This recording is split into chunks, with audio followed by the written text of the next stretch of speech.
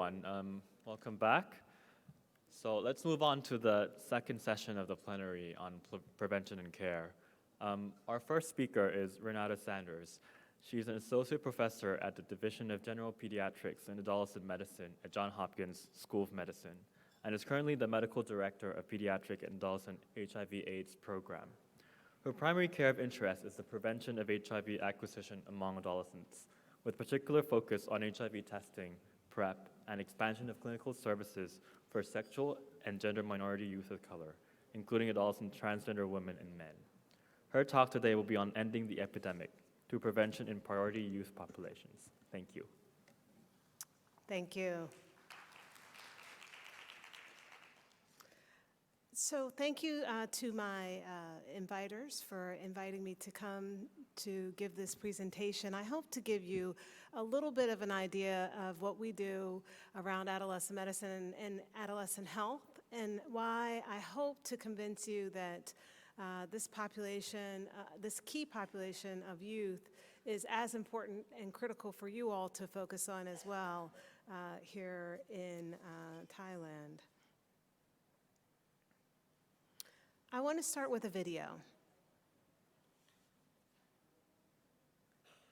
Can you To turn come up the across a rough path to come this far. I aim to see Bangladesh to a level where women and men both can go to college. There is no child marriage. We want to be heard. So this young lady, this is a series of videos that are available where adolescents, young adults are advocating in their own communities. And this particular woman is from Bangladesh, and she is advocating for women's rights and women's access to education and to prevention around child marriage. And so I hope today, through this talk, we can also find areas where we can each advocate for the youth that we care for and the populations that we hope to address.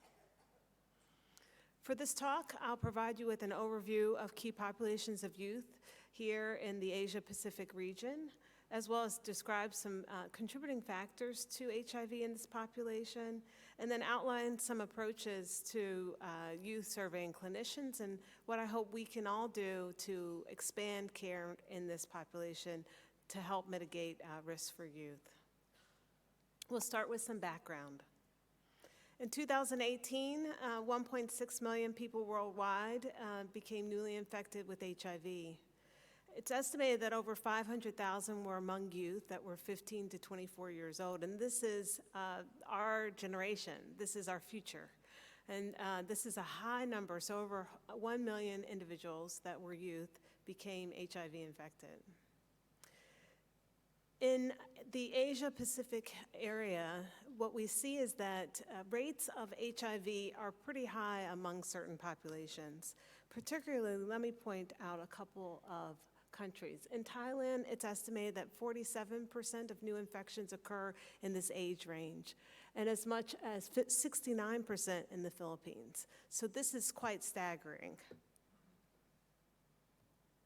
So who are the key populations that we should focus on, and who are the key populations that we hope to address when we're thinking about HIV? I think it's focusing on the young, gay, bisexual youth who is cisgender, male, is one particular population. Young men who have sex with men, cisgender men who have sex with other men, carry some of the highest burdens of HIV in this area, followed by female sex workers and male sex workers, as well as transgender youth that are disproportionately impacted by HIV. But we cannot forget about the youth who also inject drugs, as these are 3 and 4 key populations that are disproportionately impacted by HIV. I want to start first by giving you a framework of who youth are. The UNAID, as well as the WHO, have defined youth differently by age categories, and this will help us to frame what our focus is. So children have been defined as individuals who are less than 18 years old, whereas adolescents have been defined as individuals that are 10 to 19 years old, youth 15 to 24 years old, And for the purpose of this talk, I'm going to focus on young people, which includes youth, 10 to 24 years old. I'll focus on the younger population, particularly because I want to highlight some developmental features that are important and critical as you start to address youth. So starting with factors that contribute to HIV. Bronfenbrennan's framework is a socio-ecological framework that is a very effective way of addressing HIV among youth because you can actually think about it from multiple levels, both at the personal level, the social level, structural level, which are actions or rules, systems that are in place, and then also at the policy and larger cultural level. By using this framework, we can actually place the adolescent into different discrete boxes that will not only identify key areas of focus, but also potential interventions that we can each address. So starting with the youth, there are 3 areas that I want to focus on today.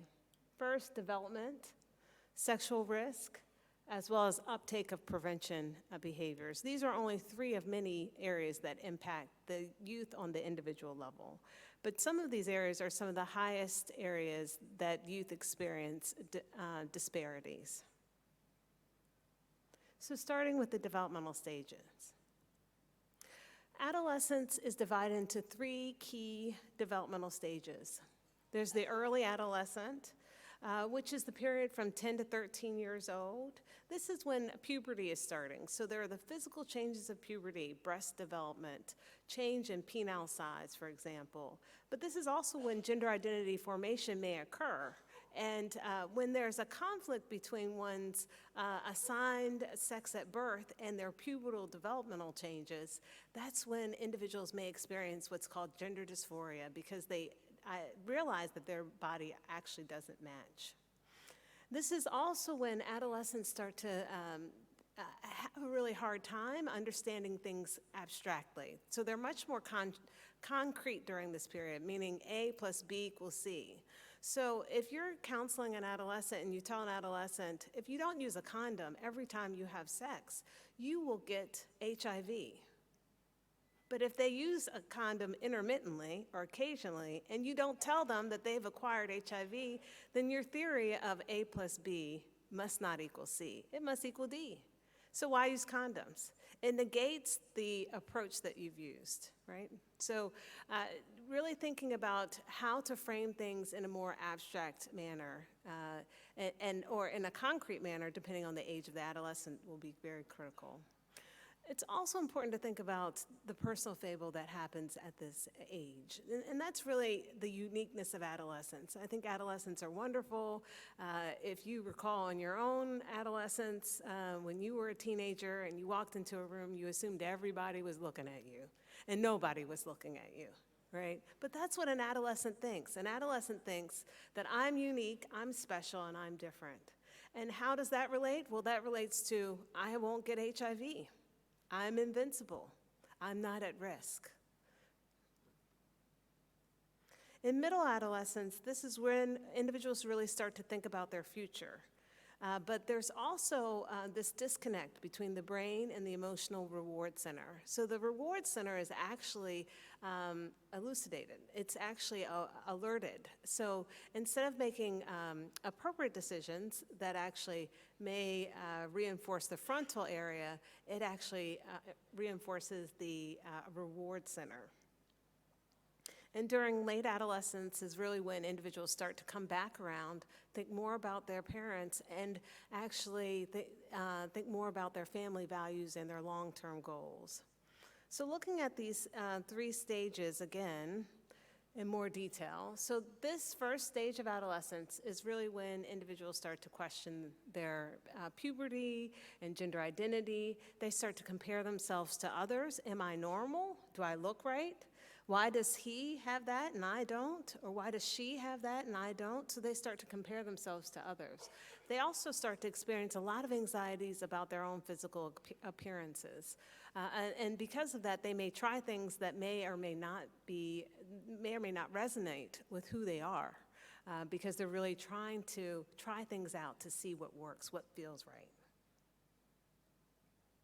During middle adolescence is when sexual identity formation really starts to develop. Individuals start to test out their sexual relationships, their sexual attractions, and so this is when youth might start to verbalize being attracted to someone of the same gender or same sex, and so they start to question whether or not they're gay or bi or straight, or really coming into knowing one's sexuality. And during late adolescence is really when they focus more on the long-term, mature relationships, really thinking about the future, but also thinking about maybe having a child in the future, maybe thinking about what life means, having those strong bonds. And so using this framework, you can really start to think about how, as you think about interventions, what's most appropriate depending on the development of the adolescent. From a risk perspective, I think it's really important to think about three particular areas. I'm going to focus on sexual onset, sex work, and older partners and condom use. So early sexual debut, younger than 16 years old, has been associated with greater HIV risk. And several studies have demonstrated that sexual onset actually varies depending on the population of focus. So meaning if you are a sex worker versus a transgender woman versus young men who have sex with men, individuals that have are in different key populations are likely to experience different age of sexual onset.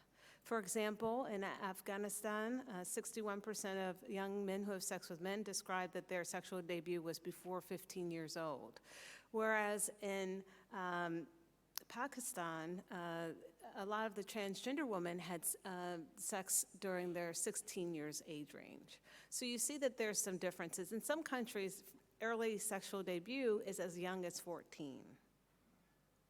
Why is this a problem? Well, this is a problem because younger age at first sex actually creates a dynamic of risk because of the sexual risk that exists. So both the female cervix as well as the anal mucosal is not mature, so it has immature epithelium.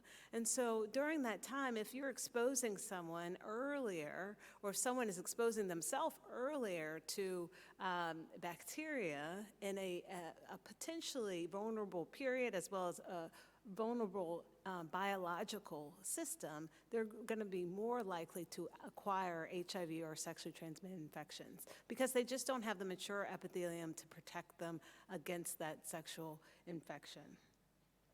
Also, adolescents, when they start earlier and their partners may be older or even same age, they may not have the maturity to negotiate condoms. So we talked about the developmental stages. They just may not be able to negotiate condom use quite well, particularly if they're the receptive partner, right? So the bottom or the vaginal receptive partner. And then their partners may be more likely to have HIV. From a sex work perspective, there is evidence to suggest that women and men who actually engage in sexual work actually start at an early age. And so it's estimated in the UNICEF report that 40% of female sex workers actually started selling sex before the age of 18. Often these youth are displaced from their homes, either due to economic situations or due to sexual orientation or sexual identity, and they're forced into an environment where they're forced to engage in sex work. And sex work actually carries the risk of being exposed to older partners that may actually have higher rates of HIV as well. This quote really embodies some of the work that we've looked at around older partners. And so this cisgender male talks about meeting his partner who was over 5 years was actually 7 years older, and that partner actually exposed them to a lot of different environments. He started to go to clubs, he started to go in different environments, and so what you see is that older partners carry risk because of greater risk for HIV acquisition because they're in a higher HIV prevalent community or network, but they also carry a greater risk because they potentially may expose younger adolescents to risky environments and risky situations. I want to move to condom use. Condoms are physical barriers, actually, that have been demonstrated to prevent against HIV and other sexually transmitted infections. I mean, the good news is that they are actually up to 97% effective if they're used correctly and consistently, so all the time. The challenge is that youth often don't use them correctly or consistently. I hear often from youth saying that they start to have sex and then they realize and then they put a condom on, and I always tell them once you put your hand on that doorknob, you're exposed. So once you touch that doorknob, you touch the door, you're exposed. You have to have a glove on the hand, even from the beginning, right? And so condom use is really important to really highlight and to discuss with youth. There's been a couple of studies that have looked at lack of condom use in HIV acquisition, particularly in one study,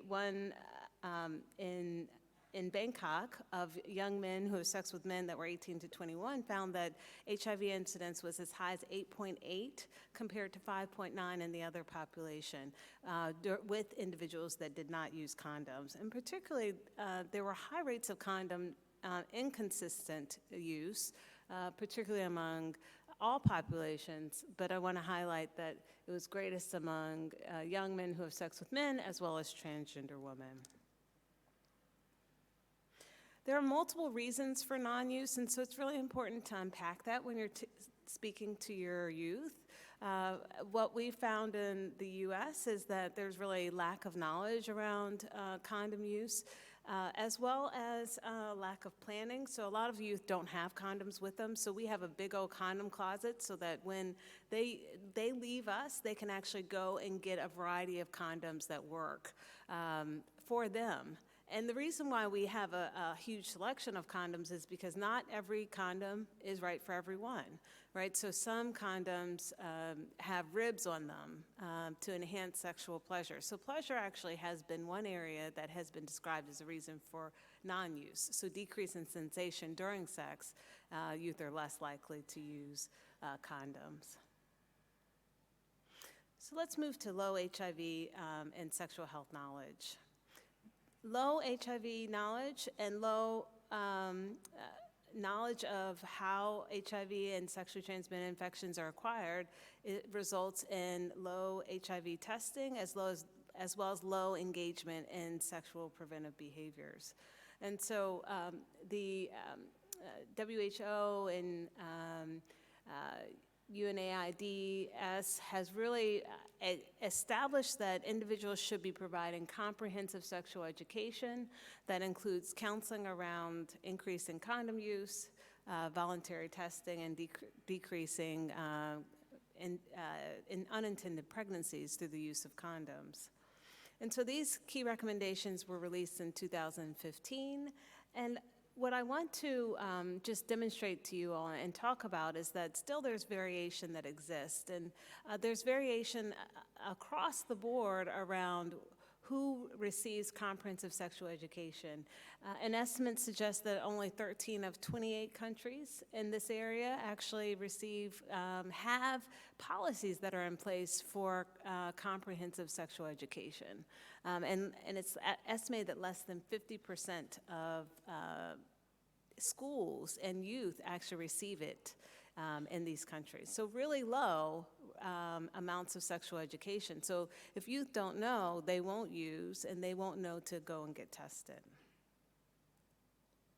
Looking at uptake around PrEP, there are two forms available for pre-exposure prophylaxis. You've heard a lot about pre-exposure prophylaxis already in this meeting, so I won't go into too much detail in this section, but there are two forms available. One, and I want to highlight the second form that recently became FDA approved in the United States because of some particular barriers around adolescence. and that is the tenofovir. The lower one here, that is the Descovy, and the TAF emtricitabine, FTC.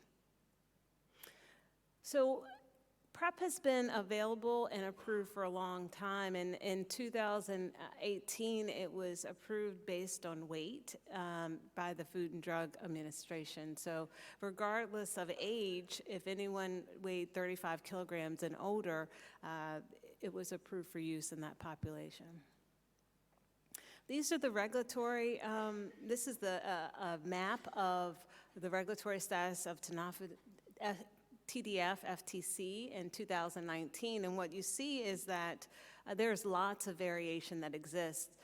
The green are the countries that actually have generic and approved for prevention, so highlighted here, as well as in Thailand. The darker colors are countries that have Truvada specifically approved for prevention, and then there are some other countries that actually have generic forms, and in this country, as you know, that there's both Truvada and generic tenofovir emtricitabine. But let's look at PrEP initiations by country, and what you see is that PrEP initiations have really been geographically distributed in only a few countries, right? So South Africa, the United States has some of the highest proportion of users around the world. And then you see Thailand here, and as you heard earlier yesterday, there are over 11,000 users here in Thailand. And in adolescents, there have been some really key programs that have tried to expand pre-exposure prophylaxis use in adolescents, particularly in the Rainbow Sky Association clinics and the adolescent clinic as well. But there's still a whole lot more to do in this area. And there are not that many youth that are actually on PrEP, and the adolescent clinic data that was released suggests about 150 to 200 users in that population. So going back to the socio-ecological framework, we're going to start to look at some interventions that will hopefully help you as you're engaging youth and trying to address HIV in this population. I want to start with the interpersonal or the personal level right here, and really thinking about knowledge as well as beliefs. Self-efficacy is also really important, so it's really important for youth that's the concept of youth really feeling like they have the ability to do a certain action, right? So it's not enough just to provide condoms, but it's also important to really sit down with youth to really understand whether or not they have the experience or they feel like they have the tools necessary to actually use condoms effectively.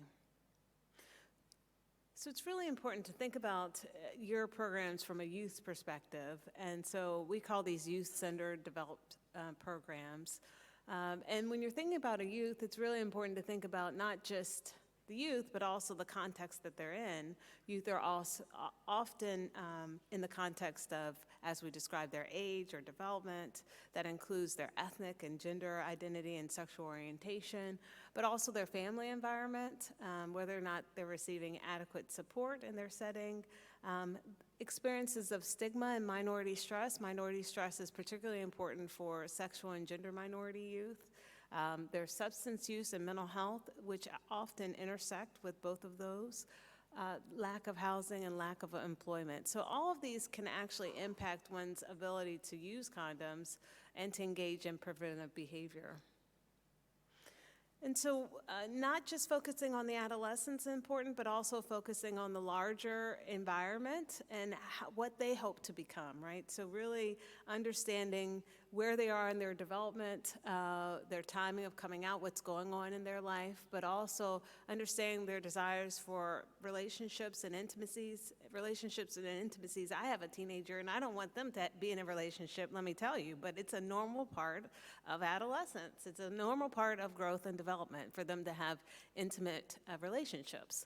And so you want to be able to incorporate all that into your counseling. I do want to talk a little bit about comprehensive sexual education. and what resources are available. And with a little bit of time, I'll have to stop this, but I want to show you the Advocates for Youth have resources that are available that you can access online and use anywhere, and really different topics that can actually be very helpful to youth. They've been developed from a youth perspective with youth input and adolescent expertise input. And so this particular video focuses around, am I ready to have sex? I know it's perfect timing. My parents are going to be out of town. We'll have the whole house to ourselves. It'll be only me and Ethan. Andy said he'll bring candles to set the mood. I'm just not sure that I'm ready to watch the new season of Game of Swords. Is it Game of Swords or is it something else? Being sexually intimate, that is, having any kind of sex with another person, is a very special and unique experience, and feels best when it's between two people who care deeply about one another. Deciding if and when someone is ready to have sex is a tricky question. So what you Others may see is have an that they use a opinion, combination but only of the two cartoons, people but they involved also can use truly answer developmentally the question. appropriate language. And there is a lot to think about when trying to decide. For They use example, partners that are how from do you feel about the other both person you're thinking of cisgender having sex and with? opposite How do gender they partners, feel about you? trans Is partners. the other person kind to you? Do they treat you with respect? Do they want good things for you? How do you think you'll feel afterwards? Will you feel awkward, or will you feel closer and more caring towards one another? Once two people think they might be ready to have sex, there is still more to discuss. It's important to talk together about each person's sexual history. If either has had They sex use before, visual it's a good cues, idea to get tested including for STDs condoms and HIV before and having sex together. information. It's also important to talk about and get protection. Will you use condoms, birth control, or both? Where will you get them from, and when? Have you talked with each other about what you're willing and not willing to do sexually? Can you agree on and respect each other's limits? Can you agree to stop midway if either person becomes uncomfortable? Sex can bring people a lot of pleasure, but it can also bring concern and worry. Unprotected sex can lead to worry about pregnancy or STDs. Misunderstandings about what having sex means to the other person can lead to awkwardness and hurt feelings. In many places, there are also laws about who can have sex with whom, especially if one person is underage. And remember, just because you have had sex with someone once does not mean that you have agreed to have sex with them again. And just because you have had sex with one person does not automatically mean that you're going to have sex with another. It's your choice to say yes or no each and every time. So the answer to, am I ready? So we'll stop there, but will you see multiple good experiences and allows you to talk to the adolescent in a general framework instead of, some of those areas were taboo, right? But they were funny, right? So it uses comedy and it uses culture to really try to approach different views and different areas that may actually be a little sticky and a little uncomfortable for youth. Let's see if I can go forward. Oh, I gotta stop this, sorry. Comfortable with your decision. Let's see. I might just have to scroll forward. Give me 1 minute. And this video is about 3 minutes long.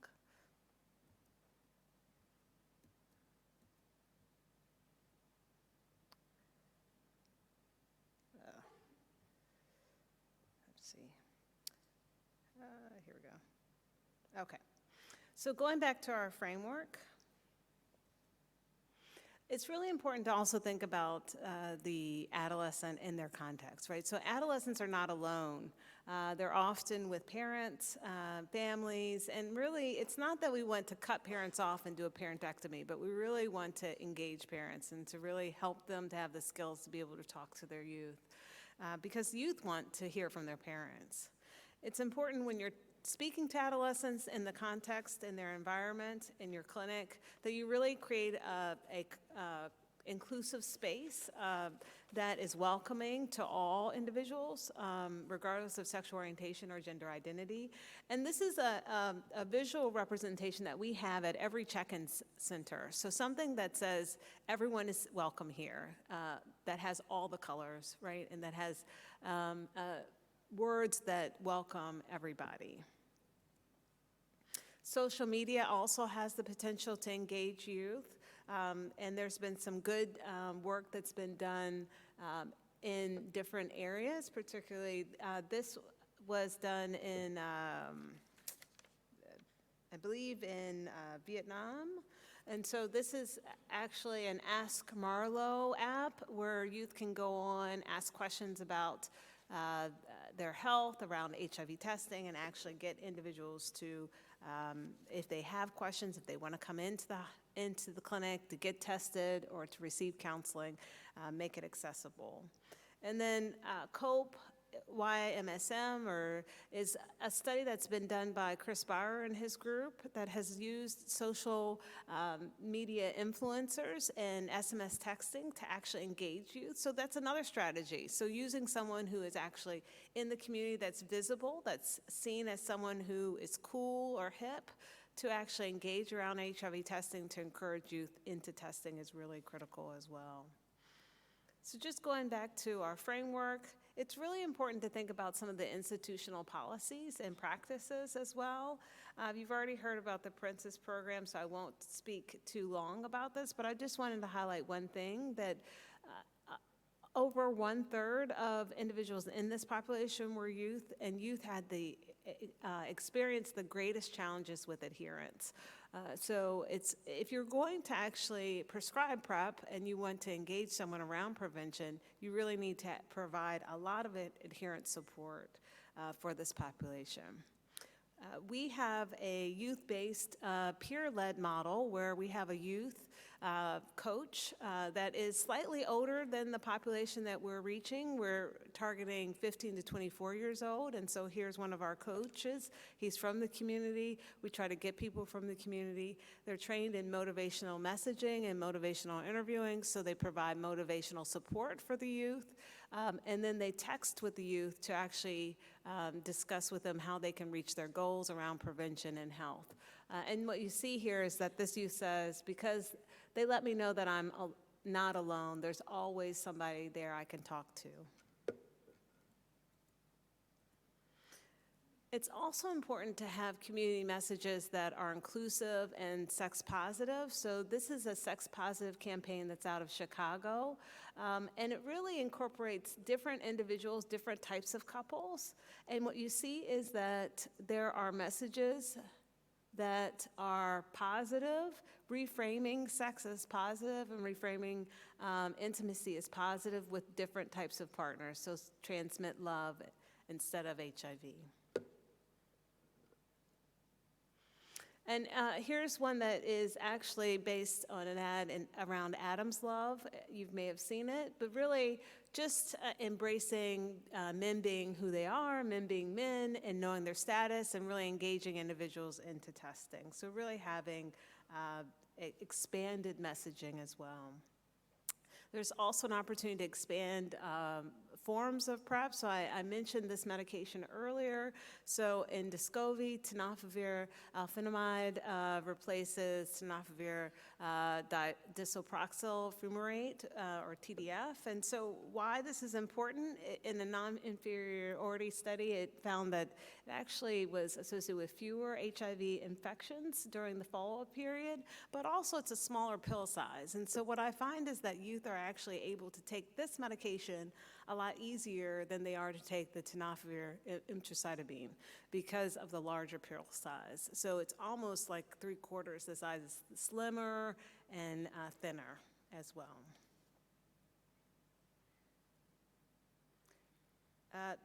I'm over time, but just to highlight one thing is that in the ADAPT study, this study recently came out this month, actually looking at qualitatively how young men describe using on-demand versus time-driven versus event-driven, daily versus time-driven versus event-driven PrEP. And what they found is that a lot of the young men described that it was easier to use the daily PrEP than the time-driven and the event-driven PrEP. And that was qualitatively. So they did qualitative interviews when they followed up, and they really found that the event and time was very hard for the younger populations. So theoretically, I think a non-daily approach is really what we need, but a lot of adolescents and young people don't have the ability to plan using that approach. So I think there's more work to be done in this area. I'm going to skip that. But just really quickly, there are structurally policies, laws, and regulations that are needed to be in place for youth to be able to access HIV testing and confidential services. And then school policies are really critical as well. So really school policies that actually help to support youth to make sure that they are supported, as well as criminalization laws. So really thinking about those laws. And particularly, I think one thing to highlight is that same-sex marriage policies in the U.S. actually have been associated with decreased rates of suicide in adolescents. And so there are structural changes that can happen. I know that homosexuality is not illegal in Thailand, for example, but as it's not illegal in the U.S., the expansion of same-sex marriage laws in the U.S. has actually had lots of impact on the health of youth. So thinking about what are the larger structural policies that may actually impact youth from a broader perspective are really critical, as well as thinking about how we expand access for care for male and female sex workers, a population that's particularly vulnerable and may not be included in enumerated studies and surveys, right, because of the age of the adolescent. And so thinking about how we can reach those really key populations that are not accessible so that we can actually do a better job in identifying them and reaching them more systematically. I'll end here. This is really a talk that really centers around focusing on adolescents and key populations. But I think that the larger question is how do we make sure that health is equitable and accessible to all populations? And I think that by expanding services for youth in a very youth-centered, friendly perspective, we can just do that. Thank you.